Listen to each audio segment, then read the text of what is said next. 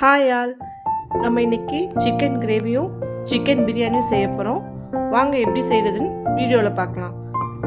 First ஒரு கடாயில் எண்ணெய் ஊற்றிக்கிறோம். எண்ணெய் சூடானதும் நம்ம பிரியாணி ஸ்பைசஸ் எல்லாம் சேர்த்துக்கிறோம். அடுத்து வெங்காயம் சேர்த்துக்கிறோம். வெங்காயத்தை நல்லா வதக்கணும்.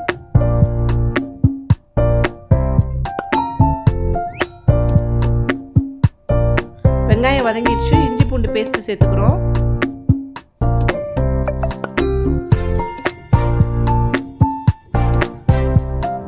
அடுத்து நம்ம அரைச்சி வச்சிருக்க தக்காளியை சேர்த்துக்கிறோம். இது எதுக்கு அரைச்சி வச்சிருக்கோம்னா, நம்ம கிரேவி வந்து நமக்கு திக்கா கிடைக்கிறதுக்காக நம்ம அரைச்சி வச்சிருக்கோம். எல்லாத்தையும் நல்லா பச்சை வாசனை போற வரையும் நல்லா கிண்டி விட்டுக்கலாம்.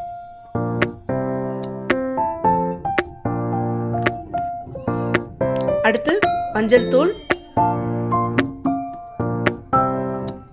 சோம்புத்தூள்,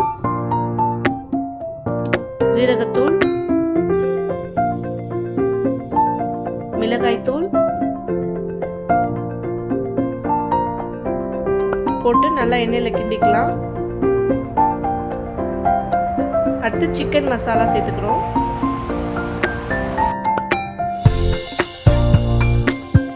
நல்லா அந்த மசாலாவோட பச்சை வாசனை போகிற வரைக்கும் நல்லா வதக்கிக்கிறோம். அடுத்து கழுவி வச்சுருக்க சிக்கனை சேர்த்துக்கிறோம்.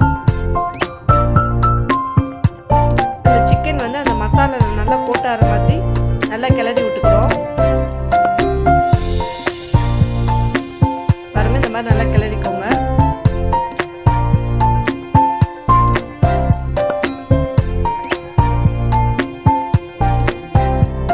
இந்த மாதிரி இருக்கும். நல்லா கிளறிட்டா அடுத்து மல்லித்தூள் கொஞ்சம் சேர்த்துக்கிறோம். அடுத்து தேவையான அளவு உப்பு சேர்த்துக்கிறோம். சேர்த்து எல்லாத்தையும் நல்லா கிளறிக்கலாம். அடுத்து கறி வேகிறதுக்கு கிரேவிக்காக எவ்வளோ தேவையோ அந்த தண்ணி சேர்த்துக்கிறோம். பாருங்க, இந்த மாதிரி நல்லா கொதிச்சிரும். கிரேவியும் நல்லா வத்தி வந்ததுக்கப்புறம் நம்ம புதினா கொத்தமல்லி சேர்த்து அடுப்பை ஆஃப் பண்ணிக்கலாம். வீட்டில் இந்த கிரேவியை ட்ரை பண்ணி பாருங்கள். அட்டகாசமாக இருக்கும். எப்படி இருக்குன்னு கமெண்ட்டில் சொல்லுங்கள். அடுத்து நம்ம பிரியாணி செஞ்சிடலாம். அதுக்கு நல்லா பிரியாணி கடாய் சூடானதும் நல்லா எண்ணெய் சேர்த்துக்கணும்.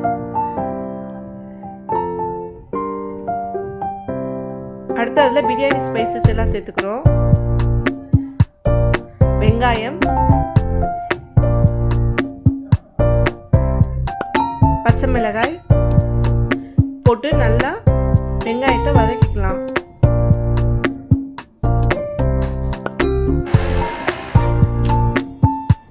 வெங்காயம் நல்லா வதங்கணும். வெங்காயம் நல்லா ப்ரௌன் ஆனதுக்கப்புறம் இஞ்சி பூண்டு பேஸ்ட் சேர்த்துக்கணும்.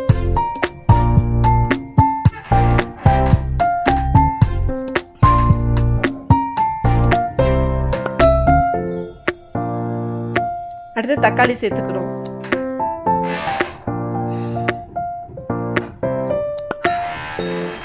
தக்காளி நல்லா வதங்குறதுக்கு அங்கே உப்பு சேர்த்துக்கிறோம்.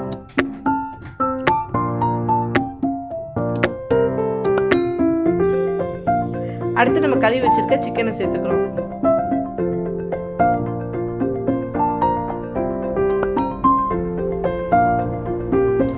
அடுத்து மிளகாய்த்தூள்,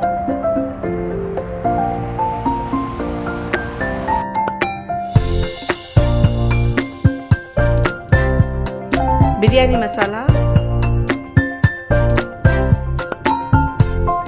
மஞ்சள் தூள் போட்டு நல்லா எடுத்தும் போட்டார மாதிரி கிண்டிக்கலாம்.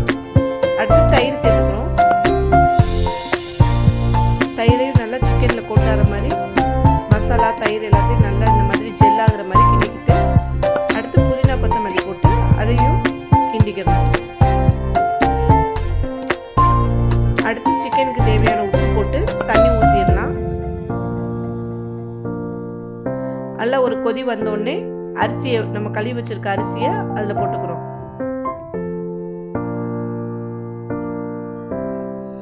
நல்லா கொதிச்சோடனே எண்ணெய் ஊற்றி இப்போ தம் ரெடி பண்ணிடலாம்.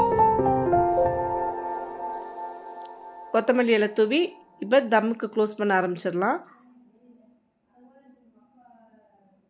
ஃப்ளேவரே நல்ல மணமாக இருக்குது. மேலே கொஞ்சம் லெமன் ஜூஸ் சேர்த்துக்கிறோம். எல்லாத்தையும் இப்படி கிளறி விட்டுட்டு